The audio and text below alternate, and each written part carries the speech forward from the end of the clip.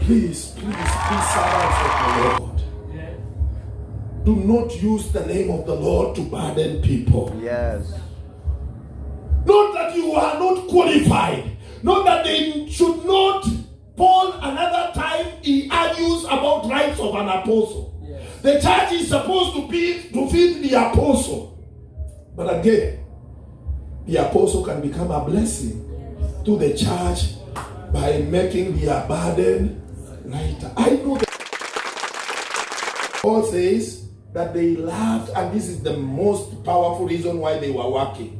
They loved the Thessalonians so much that they thought it is not only important to share with them the gospel, but also to share with them their life. Filipi walikuwa wanne. Actually walipoenda Filipi walikuwa wanne. Wanapotoka kule wanatoka watatu. Paul, Silas na Timothy. Luka anasalia kule. Na niliwaambia sababu moja pengine ilifanya Luka kusalia pale ilikuwa ni kwamba aendelee kutia kanisa la Filipi moyo, lakini kwa sababu Filipi ilikuwa ni mji wa matibabu na Luka alikuwa daktari, pengine alisema wacha asalie pale afanye biashara kidogo ya kimatibabu, akipata sadaka akiwatumia. So as they leave Philippi, they are now three. And Paul goes down to Philippi, which was around 100 miles away, a 3-day journey to the city. Lakini kitu cha kushangaza ni kwamba amepita miji miwili kwa njia na akai pale.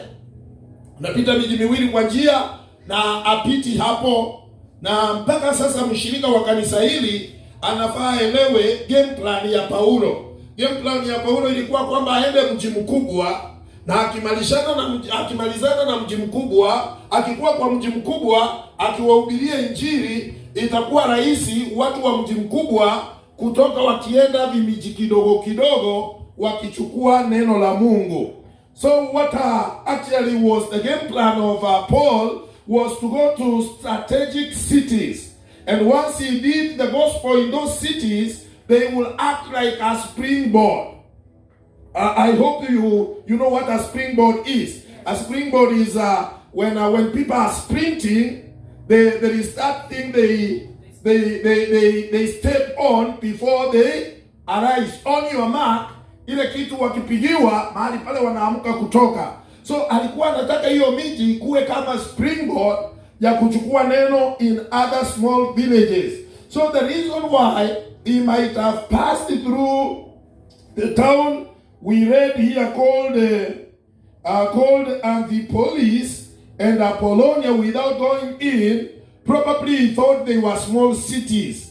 Not that the people in small cities do not matter. Not their hearts are not precious to God. But because his game plan was, if he caught up with a big city, he will find people that will go to smaller cities to preach the gospel. So Paulo ametembea pamoja na Timotheo kwa maili 100, ambayo ni safari ya siku 3.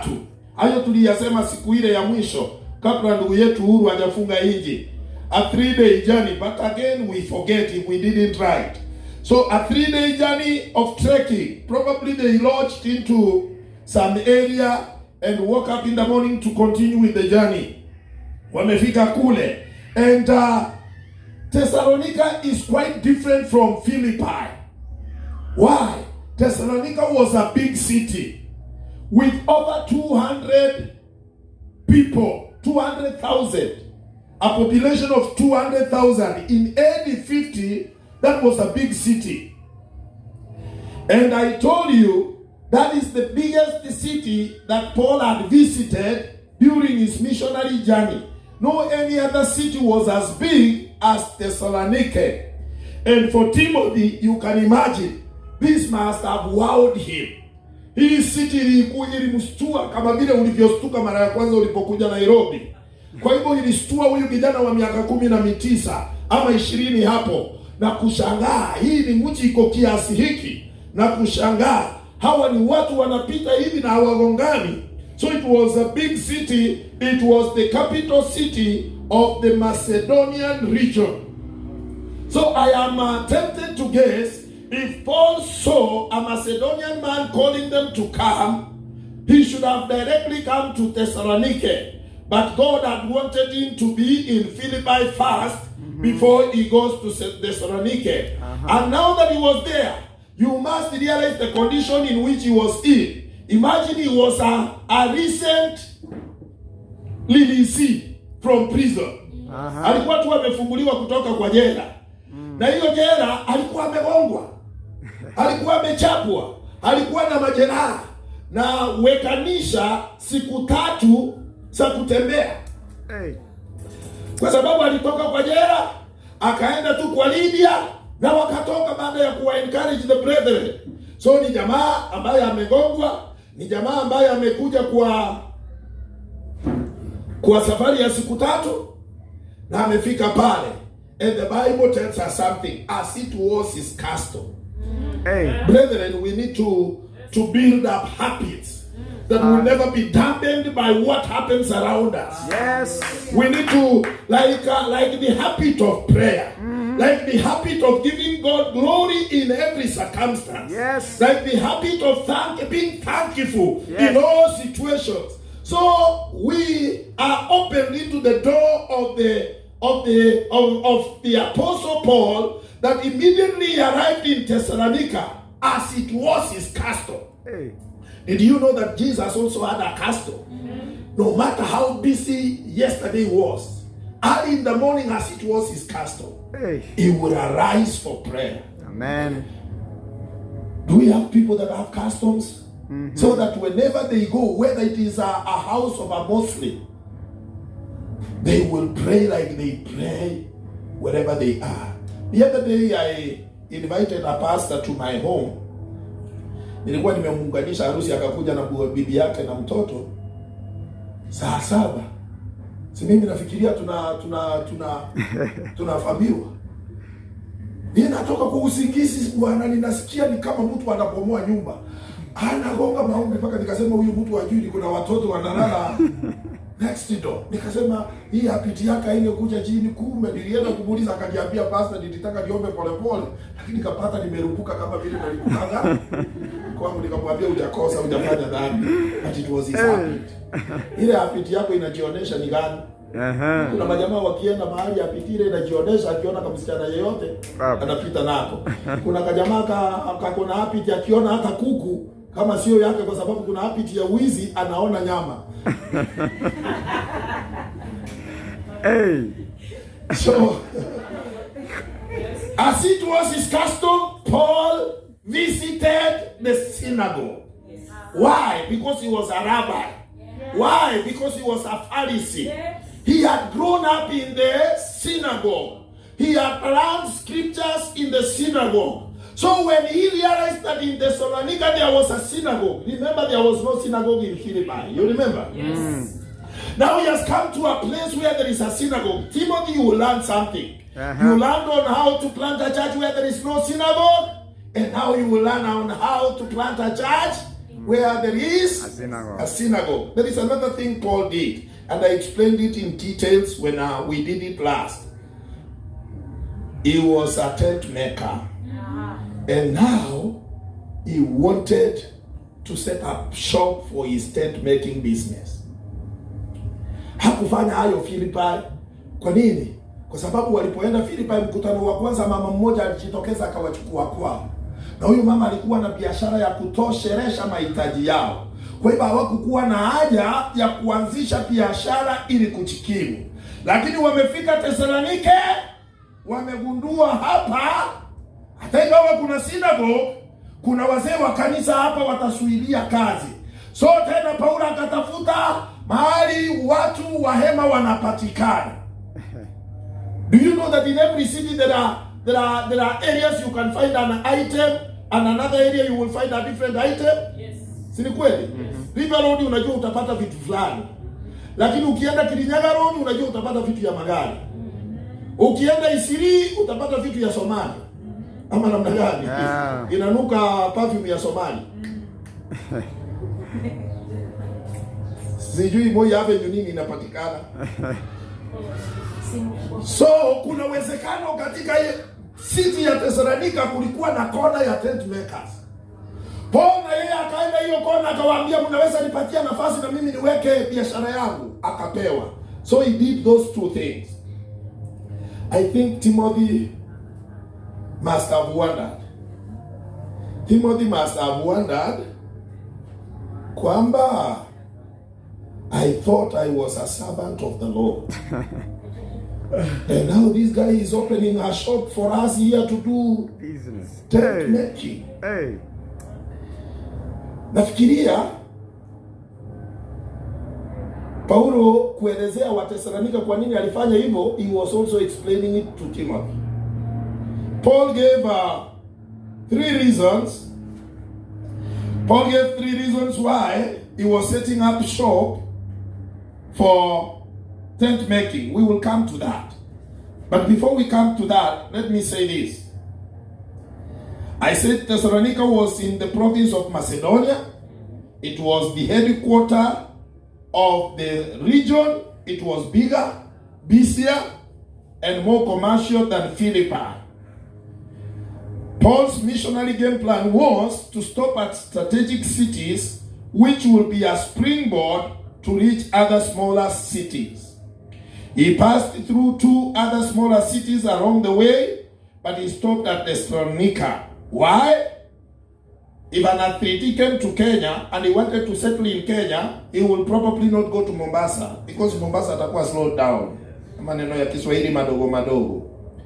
Lakini kama anataka kuimprove his skills, ataenda Iten ama Eldoret. Na hivyo ndivyo Paulo alijua, kama kwa sababu mimi ni athlete wa Mungu, nikitaka kufaulu kabisa katika kazi yangu niende mji mkubwa mahali nitapata watu wengi. Paul had stayed in Philippi for 3 months. That one you are sure? This was not a long period for Paul to establish a church.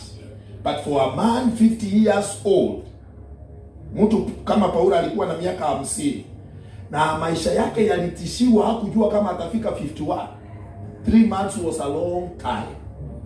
3 months was a long time. Paul in his desire angekuwa kama Musa vile alikuwa anasema ya kwamba ningewish all the Israelites were prophets and were speaking in tongues. Paul angetaka ageuze mji hata na siku moja, kwa sababu hajui ni nini kingempata the next day. Actually, he was not even thinking of reaching 60, leave alone 51 years. Kwa sababu kila mara Biblia inasema, aliambia wazee wa Efeso, kila mahali ninaenda mauti na ningojea, na maisha yangu yako hatarini. So 3 months was a long period, but a church had developed in Philippi. In Philippi, Timothy had seen how a church could be built without a synagogue in that city. But in Thessalonica, he will now know the advantage of knowing the Messiah from the Old Testament because of the synagogue. Thessalonica had a big Jewish population. It had a population of around 200,000 people. The biggest city ever visited by Paul, and the biggest city ever for Timothy to set foot on. To get to business, Paul did 2 things.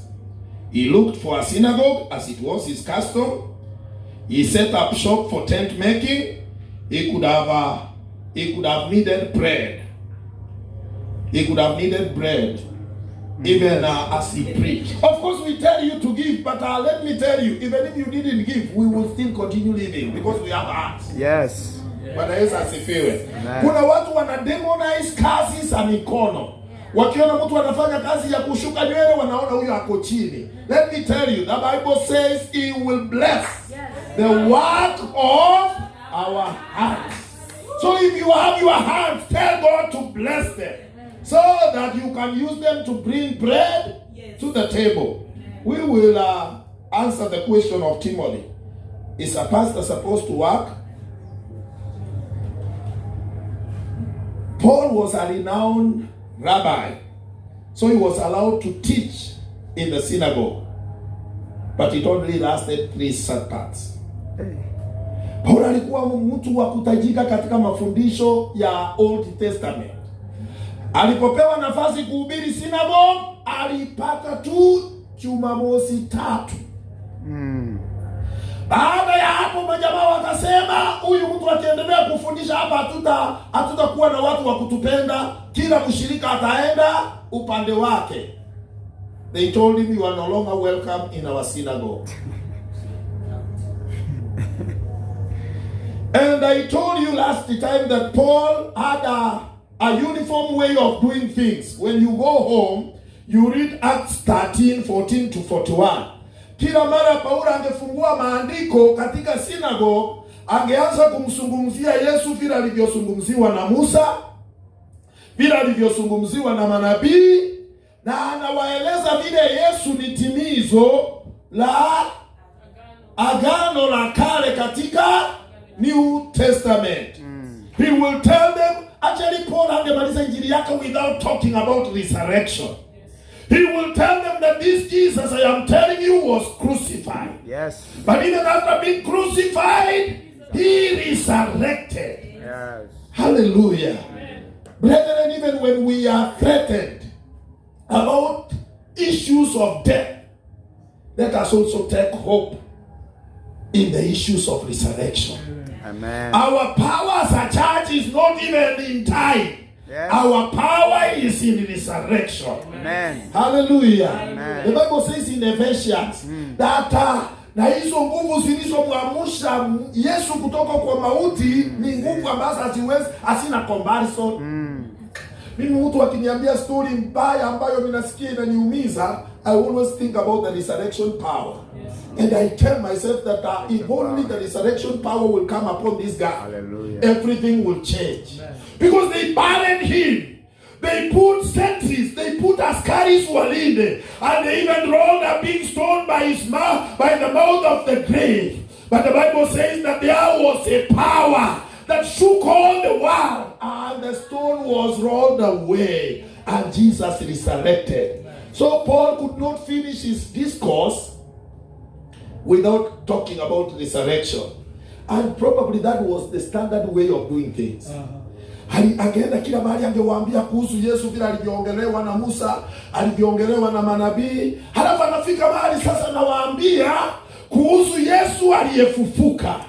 And that is what could bring life and hope to people. And the Bible says many people were persuaded. hallelujah. Praise the Lord. Amen. How I pray that Judith will be persuaded. How I pray that whoever comes to this church will not come following somebody, but will come because of a conviction, Yes. a persuasion.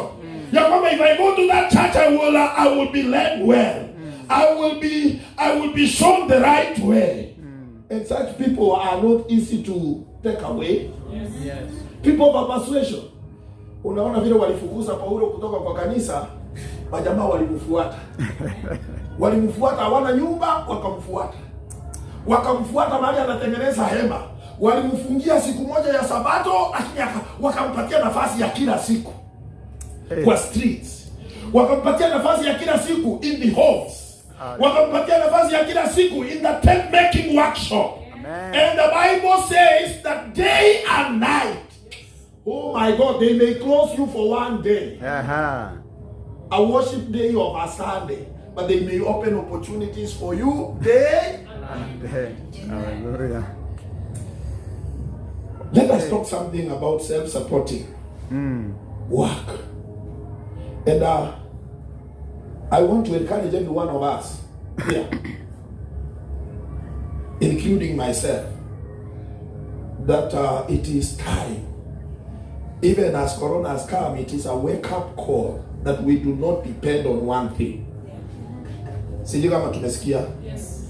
If you are earning some little money, think on how you can make some jugos and make an extra shilling. Sijui kama this one I wanted to see. If somebody can lease you some land so that you can plant sugarcane, ili kwamba upande French beans, ili kwamba unajua usiku kuna masaa mengi ya usiku ambayo haitumiki. Serious not. the future is not is not soft. Future yetu sio mzuri hapa mbele. Think of what you can do extra. Mimi sasa niliambia mtu hata nipate niko na nguvu naweza washia mtu nguo anilipe, I can do it. Wacha hii tu aibu ndogo ndogo ati mimi I am a servant. I am seated with Christ on the right hand side of God. That is a wonderful sermon. But I will also want to know whether you are also sleeping with Christ. Or whether you are eating with Christ. Or whether you are bathing with Christ. Because we are in the world yet, let us find something else to do alongside. If you are a pastor like myself, find something to do. Endesha hata gari, chukua watu kwa matanga wakulipe pesa. Na watu wengine mko hapa na mmemaliza form 4, find some 9,000 and go for a driving school. Get a license. Go to computer, do something else. Jifundisha photography. Our church is growing. We will need a photographer and we will give you a job.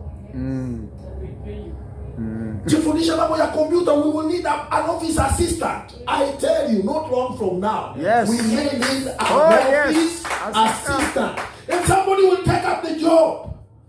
Find out what you can do. Hata leta watoto kwa nyumba yako hata 10. Unawalisha uji. Unalipwa pesa kidogo 100 bob per day.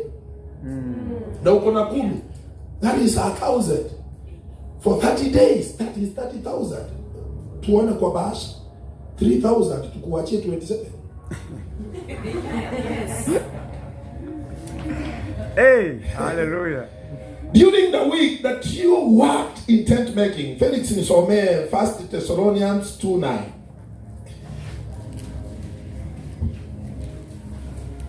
This was an important aspect of discipleship Timothy could learn. The Bible says, 1 Thessalonians 2:9. Yes. For you remember, brethren, our labor and toil, for laboring night and day, that we might not be a burden to any of you. We preach to you the gospel of God. Again, I want to see some reference to plural. The Bible says, 1 Thessalonians 2:9. For you remember, brethren, that our labor and our labor, that means it's not only Paul and toil, for laboring day and night, that we might not be a burden to any of you. We preach to you the gospel of God. Amen. Amen. I will wish that you will go home and read it again and again. There is something that is called being a burden over some people. This is not only in preaching. If you have been welcomed into a house in Nairobi, ask God for wisdom that you may not turn out to become a burden. Not that we are going to send you away, but there is a way you may weigh heavy on your hosts. Instead of you being a blessing in your home, you become a source of distress. Tunaelewana kanisa? Na wale mumewekwa, thank God for your hosts. But I want to give you an advantage, an extra point. Ukiendelea kukaa na huyo mtu ambaye alikuleta, jiulize ni nini nitafanya so that hata kazi yake ikuwe rahisi. Wakati ameenda kazi, umpangusie nyumba, umtengenezee viatu, umpigie nguo pasi, umtengenezee chakula, watoto wake wakija wakule. Amen. Sio kwamba unalala mpaka unakuja kuamshwa chakula imekuwa tayari. Hey. Ukitaka kutoka unasema na viatu haikupakwa rangi, and you are even younger than your host. Na hiyo sio Ukristo tutafundisha kwenye kanisa hili. Kama unataka kuenda uende. Hapa ni vizuri ujiulize, I am here. Somebody has given me a free house. Somebody has left some money for shopping. Yes. What can I do so that his life can even be more comfortable? So Paul is telling them a principle in life that can make ministry smooth. Yes. That Timothy, there is a town like Philippi you will go to and Lydia will host you. But there is also a town like Thessalonica where you will realize that people are so critical. If you added them another burden, they will not take your gospel. Yes. Praise the Lord. Amen. So Paul tells them, we realize that even as we preach the gospel to you, we did not want you to see us as burdensome. Yes. Okay. Unikubalie niongee kikisi kidogo? Please, servants of the Lord. Do not use the name of the Lord to burden people. Yes. Not that you are not qualified. Not that they should not. Paul, another time, he argues about rights of an apostle. Yes. The church is supposed to feed the apostle. But again, the apostle can become a blessing to the church by making their burden lighter. I know there is a time I will enjoy in this church. Yes. But right now, I will also be called upon to bring some pavements, some slabs. I have not given out my rent money. I believe today, Felix, I will. Why? Because I am also part of it. I came here and I sat and I prayed and I felt good. I get blessed in this church. So if I am blessed in this church, I can share in the blessings of the church. And I am wondering about those few of us who are not doing anything, even 10 more. Wacha tuangaliane kidogo bwana. Kuna majamaa hapa wanafikiria they don't have. In the afternoon service we will talk about don't think that you don't have. Yes. Because even the little you have can be bigger than somebody else. Ile unasema hauna, mwingine akipata. Bila mimi nasema niko na Probox, mwingine aipate. Hey. So kuna wakati unafikiria you have so little, but there is somebody who has nothing. Let us share in these blessings. Tusibebwe na wengine tukisema we are doing well. So Paul, kwa nini unasumbua Timotheo? Ulimleta akuwe management trainee. Hii ya kutengeneza hema ndio ulimuitia. Timothy could have asked himself this question. Was I not called to preach? Why make tents again? Is intent making unspiritual? How many of us think that driving taxi is unspiritual? How many of us think kushuka nywele is unspiritual? How many of us think kupiga viatu rangi is unspiritual? Juzi nimekuwa na advocate rafiki yangu wako na ofisi hapo college house. Tukatoka kaniambia pastor, viatu yako inakaa mbaya, tukae kidogo tutengenezewe. Nikatengenezwa na msichana mwingine bwana ako smart. Ametengeneza nywele vizuri. Sika msichana kaliana na 50 bob yako. Kana nipanguza rongi hapo chini hivyo unafikiria kako na mpango gani? But kumbe ndiye she's managing money. Ni wangapi wanaonanga mtu akitengeneza viatu wanafikiria it is unspiritual? Let me tell you. Kama kitu inakuletea mkate ya kweli, that is spiritual. Praise the Lord. Amen. That is spiritual. So Paul explained. Why was he doing that? Number one, he set up tent making shop so that he will eat. Later on he will tell the Thessalonians, if one does not work, he should not eat. Kuna wenye dhambi hapa hawajui ni wenye dhambi. Wanakula na hawajafanya kazi. Hivi kama umeolewa ukikula ufanye kazi. Kama umekula au kufanya kazi mchana na umeoleka na umekula upembeleze ufanye kazi usiku. Hiyo ndio itakuwa dhambi. Lakini kama ni kukula tu hivyo na ulale na uharibu hewa. Ndio ni dhambi. Hey. If one does not work, should not eat. And let that be the policy of this church. Yeah. So that people go out there, watu watuuliza kwa nini mnafanya kazi? Because I want to eat. Number two, alternatively, if they did not work, the young church could have been forced to feed them.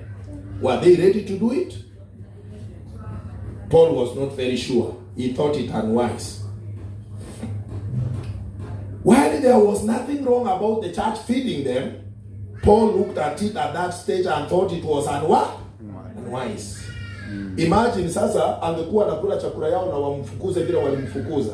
Story ingebaki nyuma. Huyo mtu mliona vile tulimulisha. Reason number 3. Paul says it in 1 Thessalonians 2:8. You will read at home. Paul says, 1 Thessalonians 2:8. Paul says that they loved, and this is the most powerful reason why they were working. they loved the Thessalonians so much that they thought it is not only important to share with them the gospel, but also to share with them their lives.